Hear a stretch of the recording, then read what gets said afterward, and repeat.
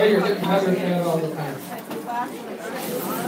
Well, we're still in March, and madness continues. Secretary of State Rex Tillerson is mad about beard by tweet.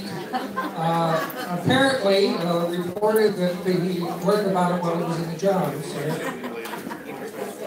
shades of LBJ. And the FBI Assistant Director, Andrew Tate, was mad about getting fired one day before his planned retirement.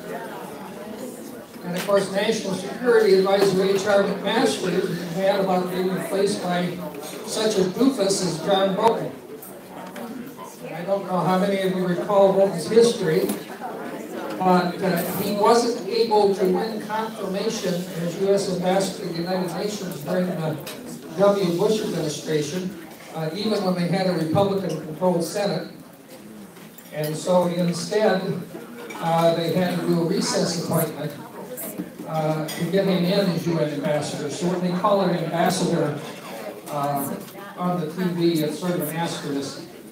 But at that time, a senior State Department official and fellow Republican testified that Bolton was a bully who was a kiss up, kick down kind of guy.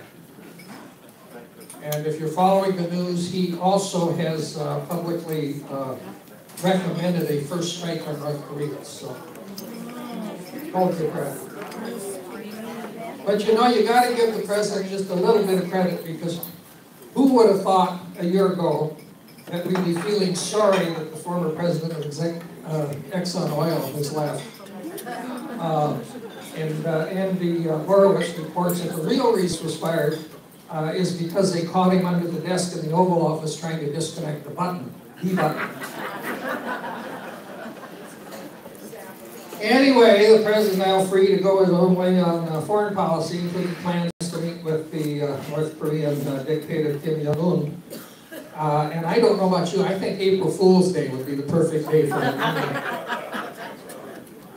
But Kim says he's giving up his plans now to destroy the United States because the current administration and their friends in Congress are doing a good job all on their own. And of course, you saw this week the president got a little bad publicity when he called his boss to congratulate him on his re-election as president of Russia. And there were reports that Putin's win may have involved Russian collusion. We're not sure.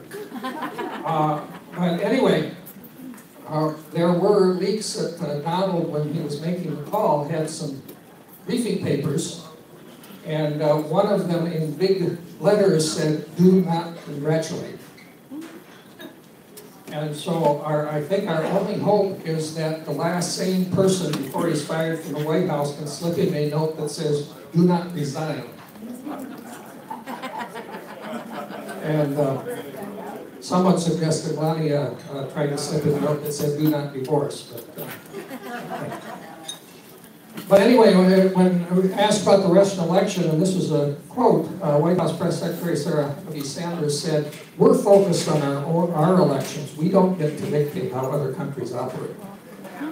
Except, of course, for Iran, Iraq, and almost every country in South America. And Vladimir Putin was elected, as you may have noticed, by a fair and free election. 76% of the votes for Putin. And the other 24% have been sent on an extended vacation to Disney Siberia.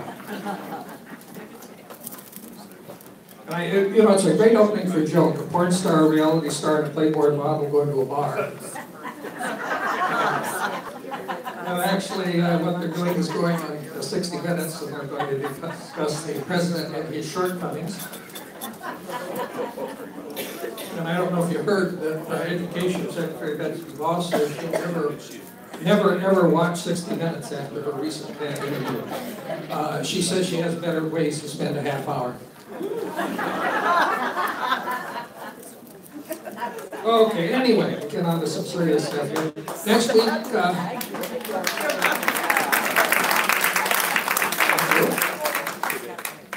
don't clap it or encourage it. Next week we'll have Minnehaha County Sheriff Nelstad to talk about the drug county.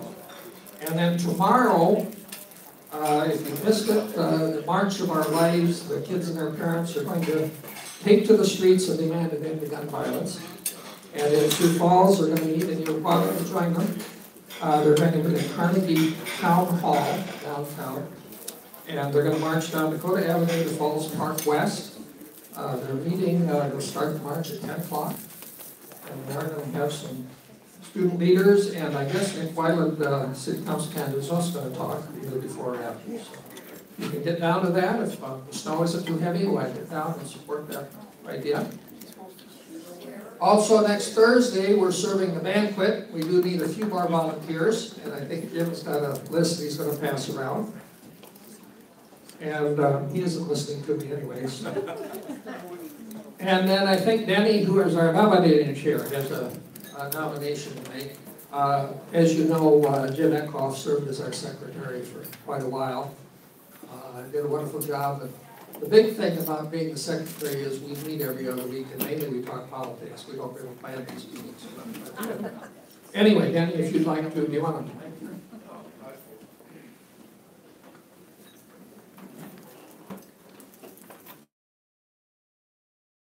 Actually, normally we meet every other Tuesday, but we met on Thursday this week, and we railroaded Gene Meadow into becoming our next secretary, so we need to officially give her a hand.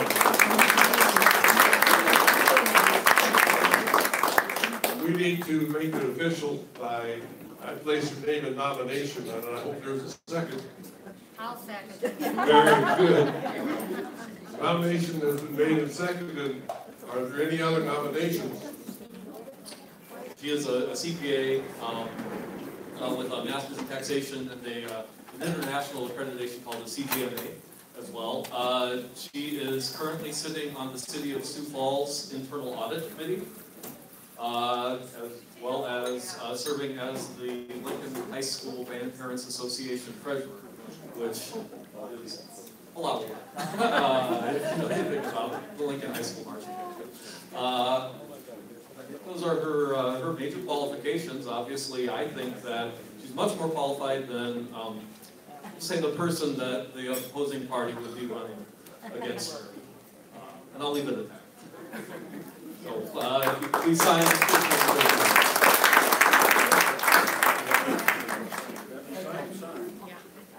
Do you want me to use the microphone? I think it would help. Okay. Get to you. Okay. All right. So the March for Our Lives tomorrow. Yes. Yes. Thank you very much. What I wanted to express, I'm Pam Merchant. My daughter Courtney has inspired me to get the permit, all of that put together. But what I wanted to express my thanks to the Sioux Falls Police Department who fast-tracked it from Monday, if you can believe that. So we're so excited. What I wanted to let you know is that we want multi-generations there. So please come, please support this endeavor, and that after this happens, we're going to be, Mike Cole and I, we're going to help a group of young high school students put together some legislative concepts and a presentation for our state legislative leadership, some chosen few on both sides of the aisle, as well as our congressional delegation. So we're not going to stop tomorrow. We're going to keep going with this concept and keep encouraging and supporting our young people, because we have to come together to make these changes. So I know the tragedy in Parkland, Florida was terrible, but the survivors have really changed. It's a game changer. With 800 marches and 500,000 expected in Washington, D.C. So be a part of this tomorrow. Please come. I know it's probably not going to be the best weather, but come at about 9:45. Park at 10th and Main. The parking ramp is the easiest to get to the park. So thank you so much.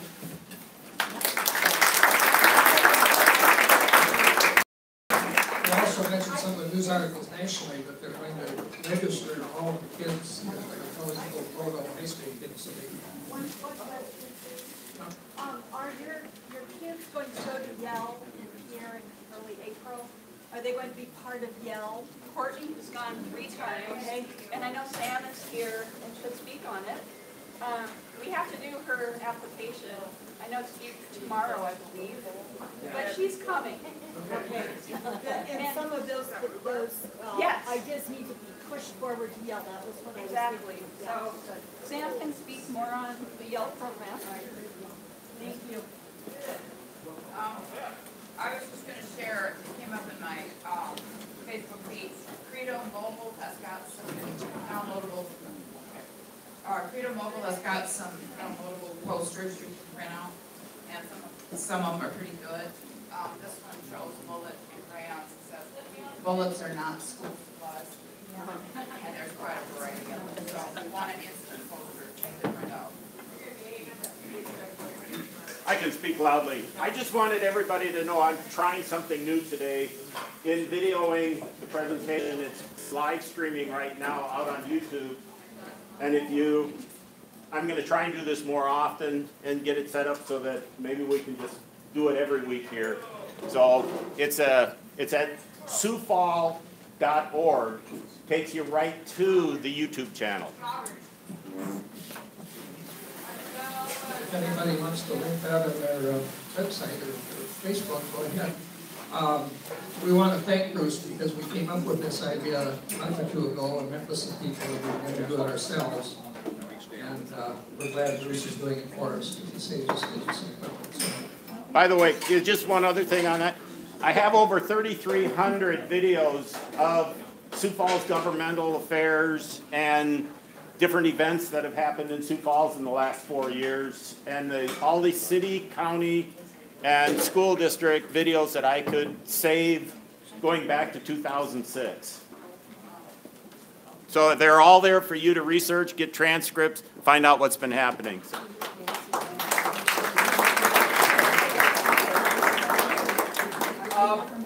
We need more volunteers for the banquet. It's this coming Thursday. We have one person we could use for early shift, on the early shift at 5:30. By the way, the benefit of going early is because I'll be there. And my wife says it's always the best time of the day for me, but she never gets up till 11 o'clock in the morning, so I don't know what that means. Anyway, we do need more on the late shift, and the late shift is at 6:30 in the morning. We go to 8. So it's a wonderful experience. If you haven't been there, it really is a fantastic experience. I would also like to say that I watched the McDougal, the Playboy interview, and she choked up when she heard that Donald Trump was playing around on the side at Lake Tahoe with the porn star. She felt like she had been jilted, even though she was playing around on the side with a newly married wife and a young child. But God had forgiven her. But I just have one theological question. If God has forgiven her, does that mean we have to? Like I say, it's kind of in-depth. The other thing is, I pass the hat every other week. Next week, I'll be here, but my wife and I are jumping in the car and going down to Tennessee right away. So I won't be able to get the money in the bank. It's the end of the month. I'm going to pass the hat today. I apologize about this. But I am so excited as a treasurer. We are setting records, but don't let that cut into your generosity today. But at the same time, we've got more candidates to get to. I just feel like this is the time. And we've got 3 candidates for city council. We have a county auditor. We're filling out the representatives and senators so we can use the money. Not only that, my wife bought me this hat. And I think that would be a good time to break it in. So, I do apologize about this, but I won't take up the collection next week. Also, next week we'll have the sheriff here, and you don't want him on it. Okay. I tell you, a funny thing happened on our way to our legislators panel today. Karen Salee, as you know, is still recovering from her surgery. She sent me a nice note earlier in the week and told me to pass along her best wishes, and she's hoping to join us soon. Randall Nessela is having major back pains, and apparently he's going to have back surgery, so he couldn't make it. And Dan Allers told me he is substitute teaching today. And I didn't get the class or the subject, but I'm sure it would be an interesting talk. So anyway, we've got Jamie Smith here. Before I introduce Jamie, though, would all of the candidates for legislature stand up?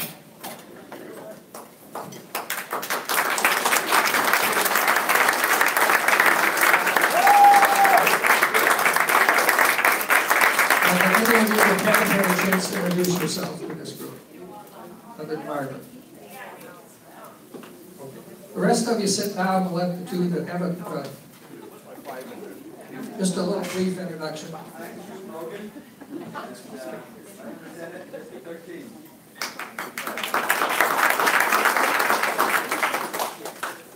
I'm Margaret Papers, and I'm running for the House for District 11. Oh, I'm sorry. I thought he was going to give a long speech, so I sat down. I'm Scott Peterson, District 12, running for the House. We've got a full number. We do have most of our Sioux Falls area districts filled up. We're still looking for a couple. Sam, where we're looking right now.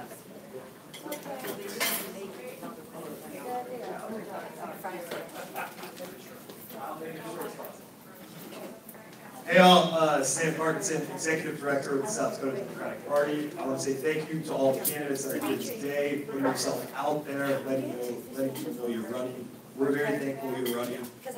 We are on pace to fill all 105 legislative seats across the state.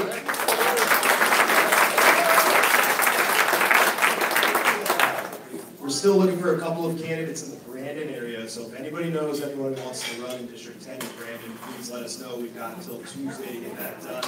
We will help circulate those petitions. We will get signatures. If anybody needs anything notarized, everybody in the office is a notary. I'm here today with my notary stamp. I've got to step out and leave quickly, but if you need anything notarized right now, please let me know. Besides that, I'm just going to answer a Yale question. Tell all of your high school-aged friends, grandkids, whatever, come to Yale. We're looking to get all that in by Friday, but we'll probably extend it to next week. Yale is April 6th and 7th up here. Please tell your relatives, whoever, to come to that. Thank you.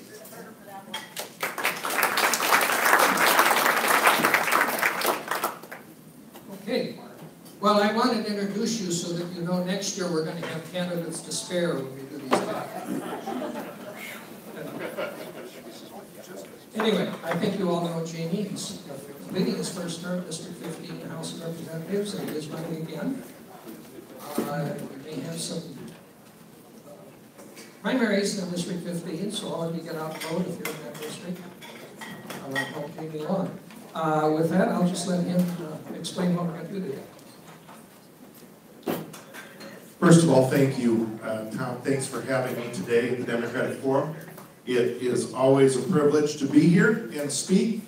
You are truly, I always tell people, the first people that supported my campaign last time, and the people that helped give me an influx of actually the resources that are necessary to run, to get my letters out and to do those things. So what a great gift that was to a new candidate starting out. The other thing I'm really excited about is when I see all these people stand up that are willing to run and join me in Pierre, because it is a little bit lonely as a Democrat, right? You know, we're losing some people in the House of Representatives too, because we have people that are trying to move over to the Senate, things like that. Our base right now, we're only 10, and people leaving, that's small. We need to fill that back up. And I know we can do it, but we got to work hard. We got to work twice as hard as everybody else. I was asked today to be on a panel And talk about some wins and losses in the legislature. Unfortunately, today you don't get a panel, you get me and my opinion, okay, of whether it was good or bad. If you agree with me, great. If you don't, that's fine too.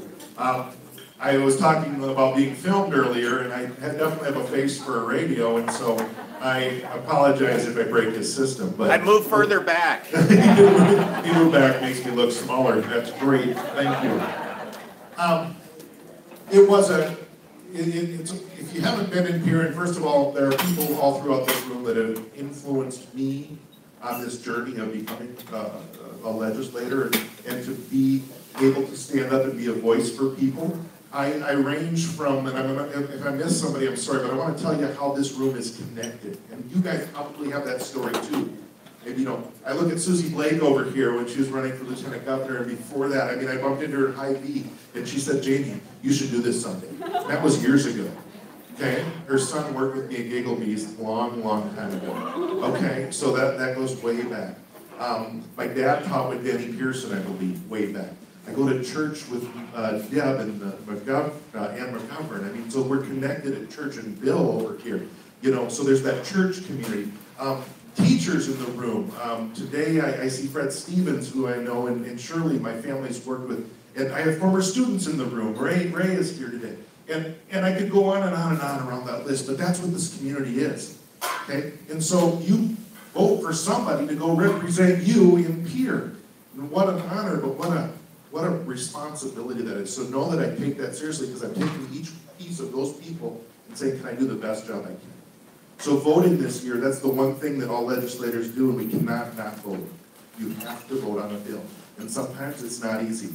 There's minutes, like coming up to the bill, we're not thinking, is it this or is it that? Because the bills really are that close. And those of you that have had to do that, you know that. You can see both sides of the issue oftentimes. And those issues aren't necessarily Republican and Democrat issues. They are rural, urban, they are east, west, they are generational. They are so many different things. But ultimately I have to make a choice and say, what do I believe is best for South Dakota? What do I believe is best for us? So some good bills did pass this last year. And we were part of it. Some good bills. I believe the Veterans Cemetery, they worked so hard, you guys, to get a Veterans Cemetery on the east side of the state of South Dakota. Thanks to the city of Sioux Falls for donating the land. That's awesome.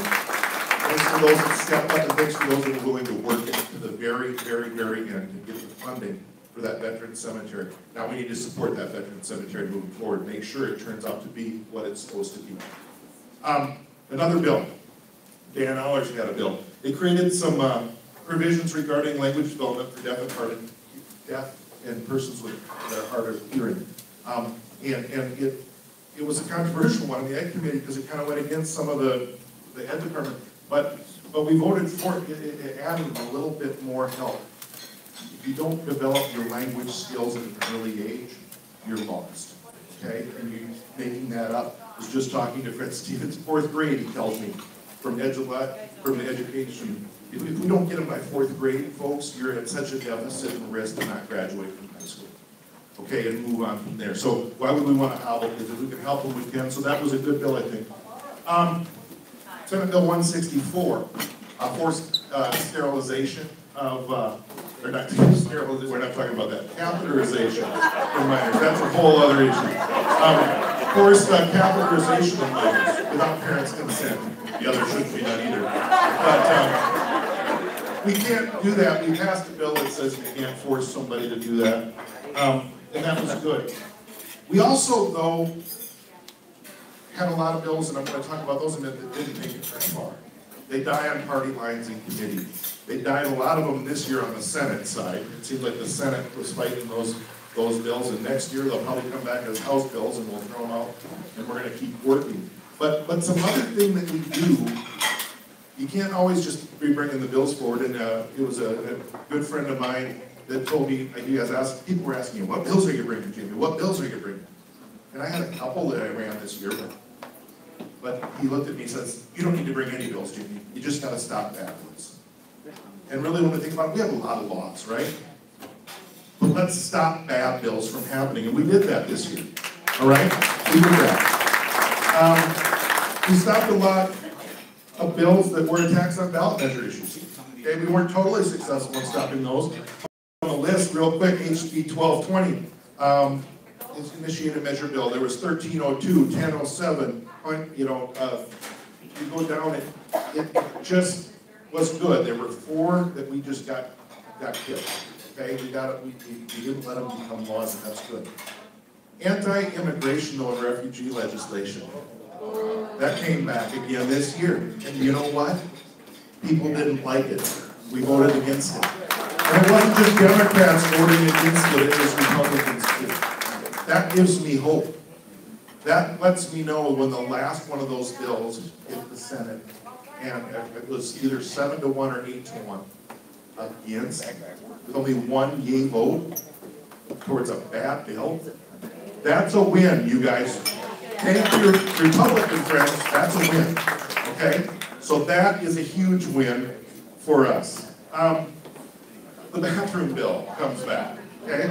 I mean, not an issue in my world, not an issue really most people's world in the state of South Dakota. Educators are handling this at a local level, doing a very good job. And the kids don't care. And the kids don't care. And so, it's not a piece of legislation that needs to be brought to South Dakota, and we killed it. Okay? It died. Good thing. Another thing I was really happy that we were able to block were some collective bargaining issues. There was a real assault on collective bargaining. And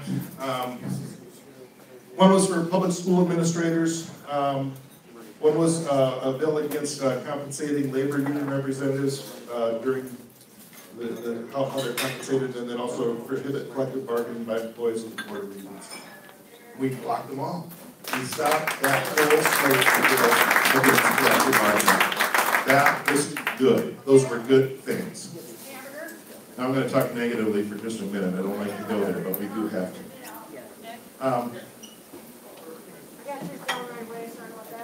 Government transparency bills really didn't go very far. Okay? We can do a better job on that. Food tax, we still have it. Let's talk about paid sick leave for employees. They weren't ready to hear about that to require a certain amount. We weren't able to fund building South Dakota level that I felt was necessary. We did some things to help that along, but we're probably funding that by about half. That has to do with some affordable housing things that we can do.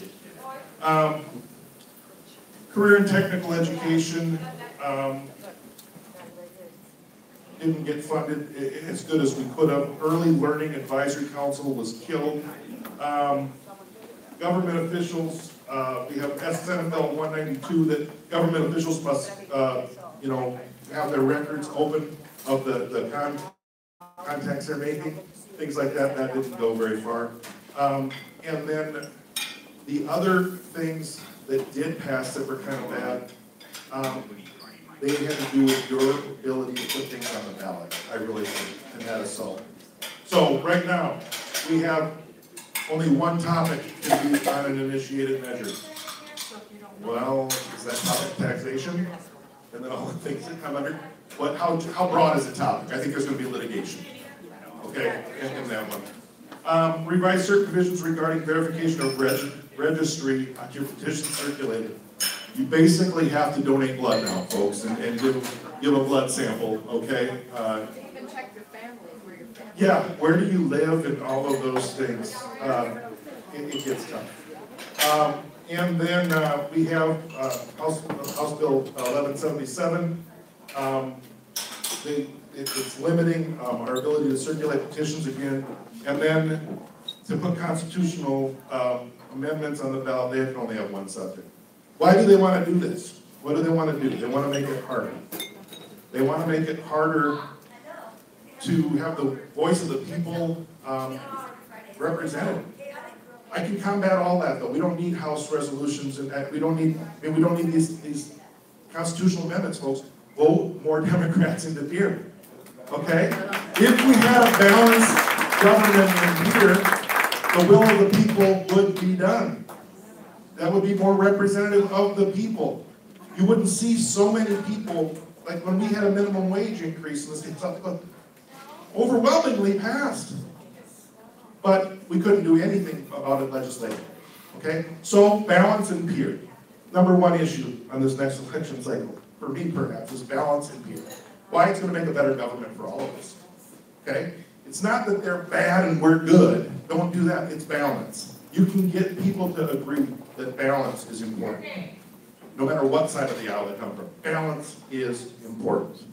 And everybody will nod their head and say yes. Well, then vote for the best candidate, folks. Vote for the candidate that represents you and represents your area the best. Okay? So, that being said, other goods and bads that happen in here, it's an election year, and things get a little dicey. Okay, and there's things that fly, and people trying to make their name known, and all of that. That's frustrating, okay? That's frustrating, but I think we want to stay above all that, okay? And we want to remember what our job is and who we're there to work for. So I'm flipping the tables. I'm going to answer some questions in a little. I'll answer a couple questions right now. But then we have an activity that I'm going to do with you, because really I represent you. But first of all, we'll take 3 questions right now, and then we're going to do something else, and I'll take more questions. Yes? I was a little bit confused about the transparency bill. In reading in the Argus, where it was talking about the questions raised were about having to answer questions, or that there would be troublesome questioning for issues. I'm not honestly sure. It was where you, it sounded to me like it was against letting voters know ahead of time about issues that were going to come, ballot issues, and whether the community can know about them, have time to discuss them, so that they had some idea of how to vote for them when they were on the ballot. I think that's what it was about. Okay. I wasn't sure. And there was a whole block of those bills that we had. We had 13, that kind of dealt with that. When we were looking at those individual bills, as a block, oftentimes the Democrats, even if the idea was kind of good, on some of those we voted against it because of the assault on everything. Okay, so if you see one of our votes outlining on that in a way, we were against the whole process. Does that make sense? Yes. There's some real issues here for the elected. The transparency issue, the stifling our voice thing, I think is a real opportunity that is elected. The question I have is, do we have a plan? Republicans typically try to paint us as LGBT abortion into that point, and to avoid allowing us to focus attention on these issues of transparency and stifling our initiative capabilities. Do we have a plan for, does the party have a plan for shifting that? That's one of the topics that we are talking about. And as far as a plan, I mean, all of those things are being worked on right now. What is our messaging coming out for this election cycle? Are we on the same page? Actually, you're going to help with that in a minute. So your question was right on par, because you're going to help with that in just a second. Yes? Could that plan be contacting Governor Dugard right now? Because like you said, We have 2. 1177 and 1196. I think if the governor would hear from more of us, how much this stops us from just trying to get us involved, because when you go neighbor to neighbor, we're supposed to have form sheets made out of ourselves. And I think if we let the governor know, we don't want our personal information. And right now, there's so much apathy out there anyway when you go door to door. So why not we tell him it's not a good idea? So he needs to know that before Monday. You're right. And again, the numbers on that are 1196, correct? And 1177, yes. Both of those have not been signed by the governor. Veto day is Monday. We can bring those up. Bruce. I just wanted to say that I called in this morning and left a message on the voicemail system, but the phone number is 605 773 3212. 3212. Governor, please veto those 2 bills. Jim. I'm curious, when do you think the special session will be called into order? The president is starting a trade war, and one of the things that's going to be affected by that trade war is, my guess is, and it's already reflected, it's not just my opinion, just go to the commodity markets today and see what corn and soybeans are doing. They're dropping like a rock. They're going down faster than the stock market is. And if we couldn't sell farm implement machines, combines and tractors in the last 2 or 3 years, it ain't gonna happen this year and next year. It's one of these things that the president said, trade wars are easy. I don't think it's gonna be easy for South Dakota, and I'm going to be surprised if they make their budget. I think you're right, it is a huge problem for the state of South Dakota. Also the grain loophole that they found in the big omnibus tax bill. There's an interesting thing happening with that at a federal level, which is shaken out, but yeah, it's scary.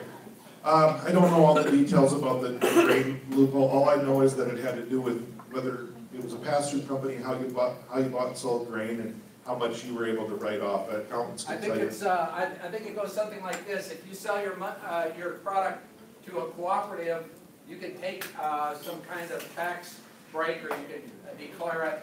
But if you go down to Cargill or something like that and sell your grain, you don't qualify. And I don't quite understand it. You can reduce your income, what I saw, by about 60%. Just real quick, it was changed in the bill that was signed. Did it get changed? Perfect. I'm If he behind signs it.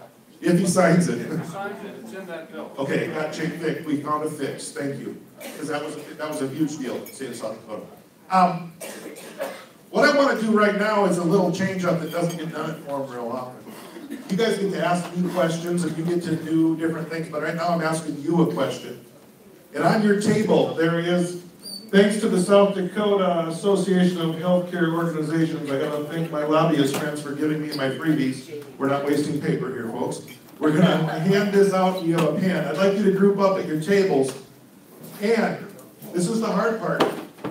You need to come up with 3, and only 3, of the top issues that Democrats should care about in here this year, not federally. This is not something we're trying to fix at a federal level. This is not a local government issue. What can we do at a state level to help? 3 items. Now here's the deal. You can't wimp out and just say education, public safety, and tax structure. You can't do that, okay? Yep. Your group has to agree at your table or group. It's got to be something we can use. So here's my example for education. At least this much detail, because that's one of my main ones. It's ensuring, education would be the heading. But underneath that, we're going to say that we're going to ensure at least the levels that we're at currently funding are there, which we have to by law, but we're working at not doing that again. And so we need to do that, but also for pre-K, I think we need to work with our little people, and I also want a needs-based scholarship for post-secondary schools. Okay? So those are specific examples under education. Go for it. You have only, here's the deal too, you got to solve this problem in 5 minutes. Go.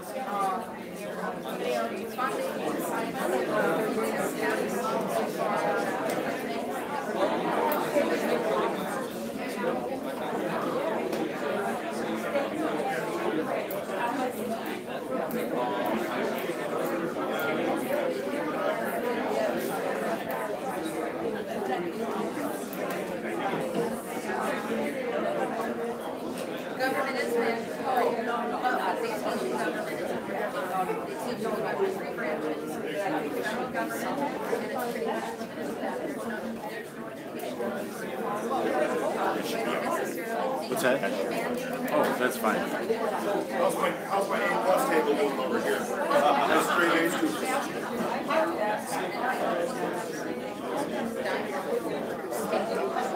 Yeah, the state. So back to the education.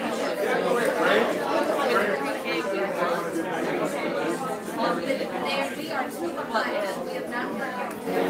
You know, we're still waiting to hear. No, it never got sponsored. There, and we're too behind, you said, but we're helping. And then he's like,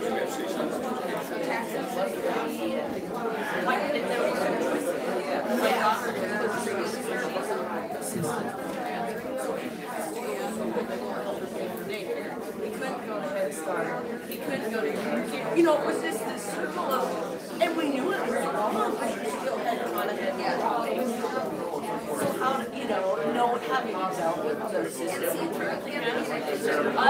So how do you manage that? They were required the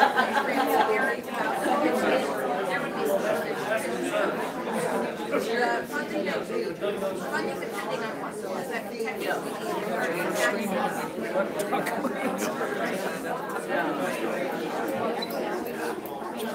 well, that's, we can still do it. There's been one. And that can also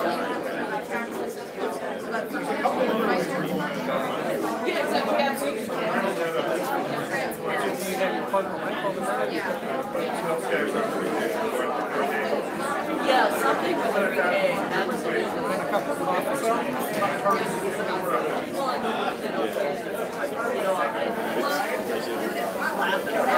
All right, 1 minute.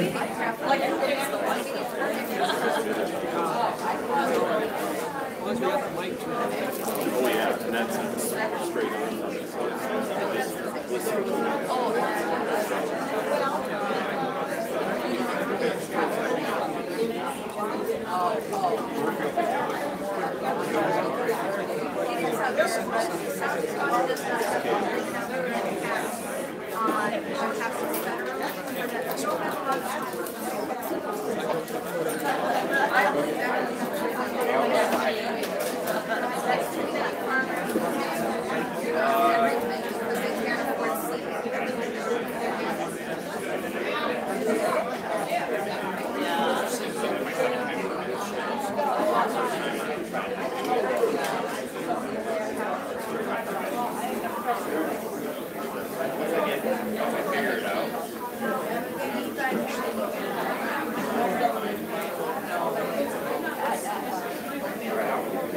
Okay, time is up.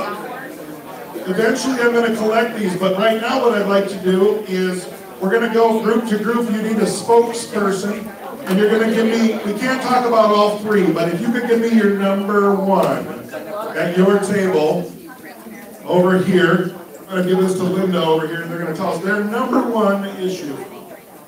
Justin's going to do it. Which one? You got to pick one. Just brief and brief.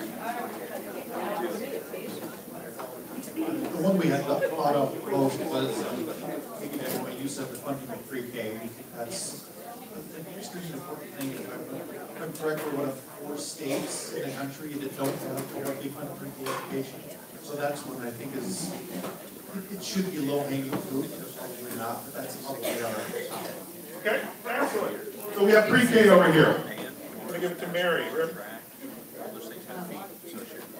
We wanted to get rid of the sales tax on food. We are working on that. There's some twists. And then also Mary brought up a good point. If we can figure out what's going on with internet sales tax. Too, that there used to be a kind of an agreement that if we could get that, we might get rid of sales tax. She says they've been working on it since she was in the legislature. That's over 10 years ago now? Yes. Closer to 20 when she started, they're still talking about it. So nothing happens fast is what we want to learn. We had talked about those items also, but another item we came up with at this table was that the Democrats perhaps should be looking at economic development. The key to economic development being, we need living wage jobs, not $8 an hour jobs. So we got living wage jobs, huge. We're going to go back over here. No, you can do however you want. We decided that education was important, to fund preschool and also raising the pay for every education employee. Yep, you got to keep going there, exactly. I taught Ray in speech. We'll see how she does. I think a good third of the problems that we have issues with in South Dakota can be solved with efficient transparency. Same thing, we had transparency about the bids and open caucuses even so that people knew what Republicans, because really, everybody should be sharing their ideas so we can all learn from each other.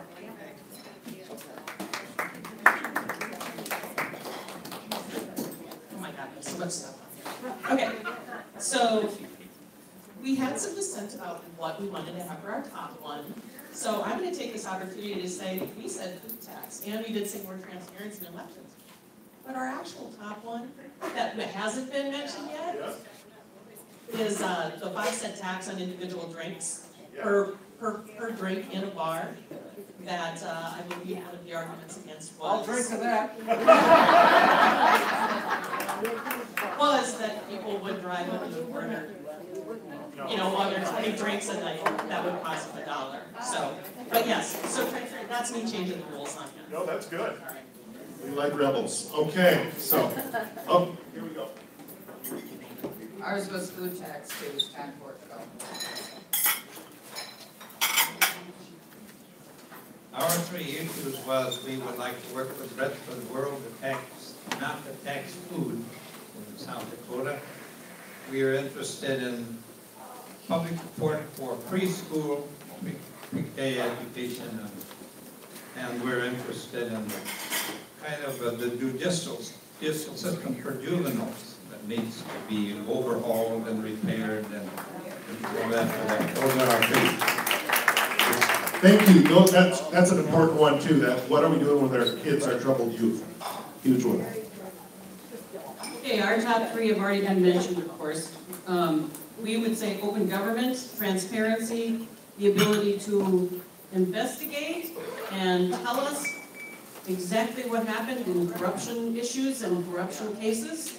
And we have an attorney general who is a scary guy, because he has been able to cover up some of these major corruption issues for us. Funded pre-K for all kids. I did the bill on that 10 years ago to get a committee. Governor Rounds, I visited with him 3 times. I went out to Pierre. He promised me he would set up a committee before he left office. Do we have a committee, Jamie? No. And he promised me, as in, I'm not going to give you any money, I'm not going to, but I will get a committee set up. Yeah, he is. And then the initiative process. Why would you want to, and this is what I said when I called the governor's office, do you really want that piece on your legacy that you started to take away democracy for South Dakota citizens, because that's what you're doing? Is that what you want to leave as your legacy? I think that would hit him hard. So anyway, leave that initiative process alone. If anything, make it more streamlined so that citizens can participate.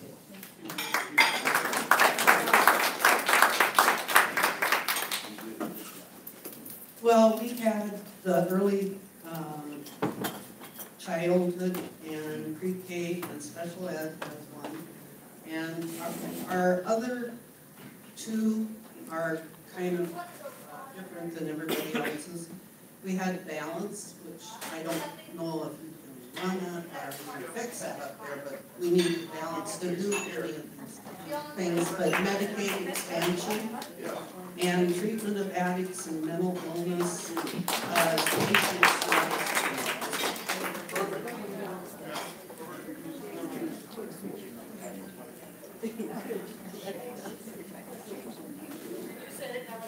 I think focus on biofuel because that's never the stuff.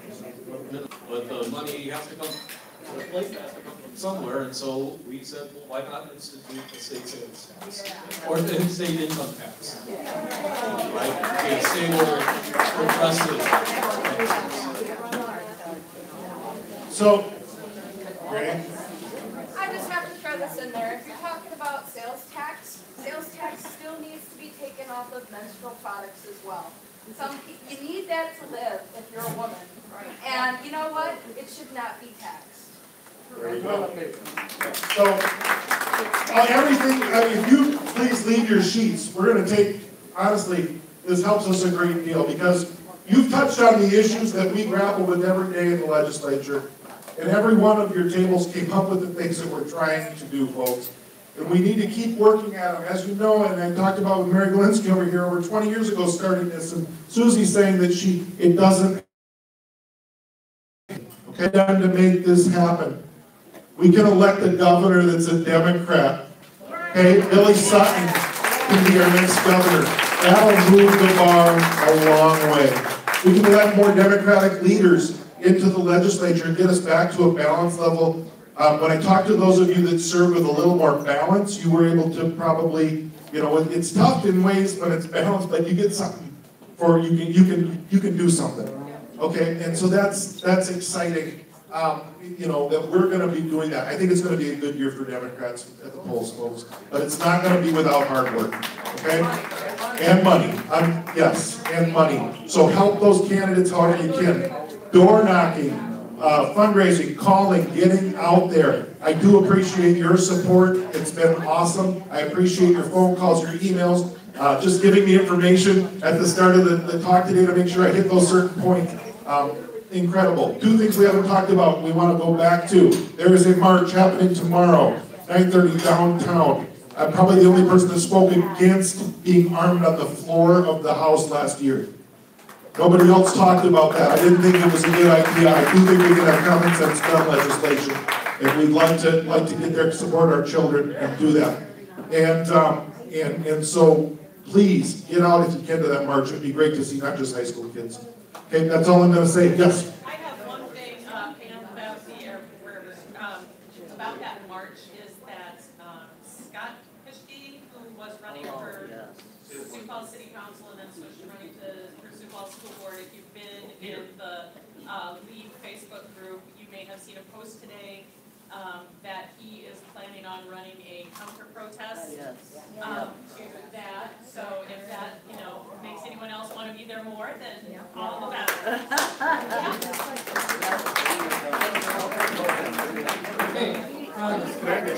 If you have not signed the petition for county auditor, Jeff is over there. Does anybody else have petitions that are still circulating?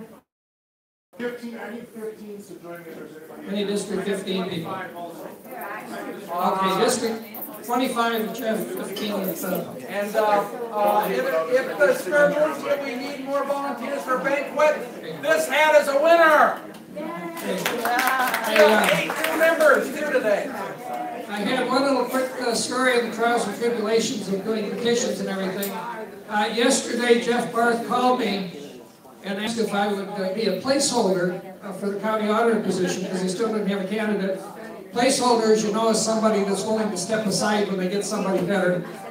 And so he called me in the morning, so I go to the county state office, I get all the petitions ready. Jeff says I'll circulate them. That evening, Jeff calls me and says, we found somebody, forget it. That wasn't so bad, but when I got home from work, I mentioned to my wife that I may be applying for a $90,000 a year job. And so later in the evening, I said, don't spend that $90,000. And she said, well, I was planning to buy the McKinnon McMansion. So it did save me from that anyway. Anyway, everybody have a good week. And if you can't get out tomorrow, join the march.